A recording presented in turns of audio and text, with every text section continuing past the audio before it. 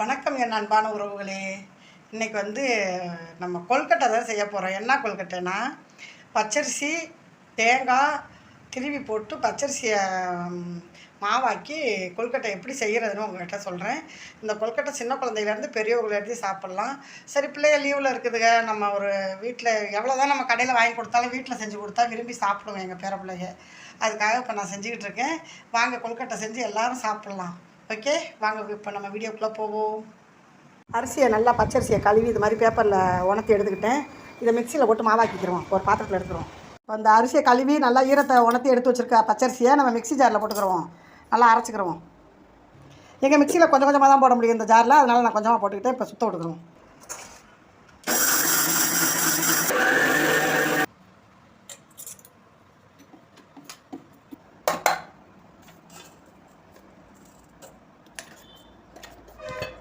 மிக்சிலே நம்ம மாவை அரைச்சி எடுத்துக்கிட்டோம். இப்போ இந்த 2 தேங்காயும் உடச்சி பூவாக திருவிக்கிடுவோம். இப்போ இந்த 2 தேங்காயும் உடச்சிட்டோம் இல்லையா, இந்த மூடியெல்லாம் திருவிக்கிடுவோம் பூவாக. இப்போ மாவில் தேங்காய் பூவை சேர்த்துக்கிறோம். 2 தேங்காயும் திருவியாச்சு.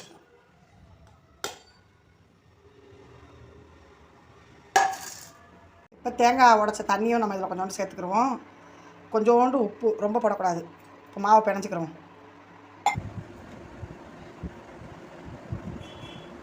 இது மாதிரி பக்குவமாக உருட்டிக்கிட்டு நம்ம எந்த அளவுக்கு உருண்டை தேவையோ உருண்டையாகவும் குச்சி குச்சியாகவும் நம்ம உருட்டி போட்டுக்கிற வேண்டியது. இந்த பாருங்க, நான் இந்த அளவுக்கு உருட்டியிருக்கேன். இந்த இட்லி பண்ணி வச்சுக்கிறேன். குழந்தைங்களுக்கு செஞ்சு கொடுத்தோம்னா ரொம்பவே அருமையாக சாப்பிடுவாங்க. அதுவும் இப்போ லீவு டைமாக இருக்கிறதுனால. அப்புறம் ஒரு உருண்டை வருங்க,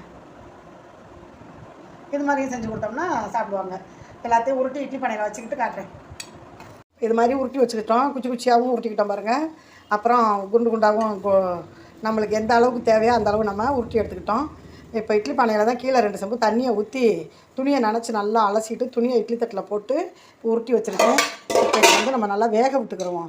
வெந்ததுக்கப்புறம் எடுத்து கொடுத்தோம்னா குழந்தைங்க சுட சுட அதை சாப்பிட்றதுக்கு நல்லாயிருக்கும். ஒரு ஈவினிங் ஸ்நாக்ஸ் மாதிரியும் குழந்தைங்களுக்கு கொடுக்கலாம். அதனால தான் நான் சரி இன்றைக்கி பிள்ளைங்க லீவில் இருக்குது, நம்ம செஞ்சு கொடுத்துருவோன்ட்டு பச்சரிசியை அலசி நல்லா பேப்பரில் உணர்த்தி விட்டு இப்போ மிக்சியில் மாவாக அடித்து தேங்காய் திரியை போட்டு கொஞ்சோண்டு உப்பு சேர்த்து இப்போ போட்டிருக்கேன் பாருங்கள். நல்லா வேகட்டும். இப்போ ஒரு 10 நிமிஷம் வேகட்டும். அதுக்கப்புறம் திறந்து பார்ப்போம். வெந்துருச்சுன்னா எடுத்து சாப்பிட்டுக்கலாம்.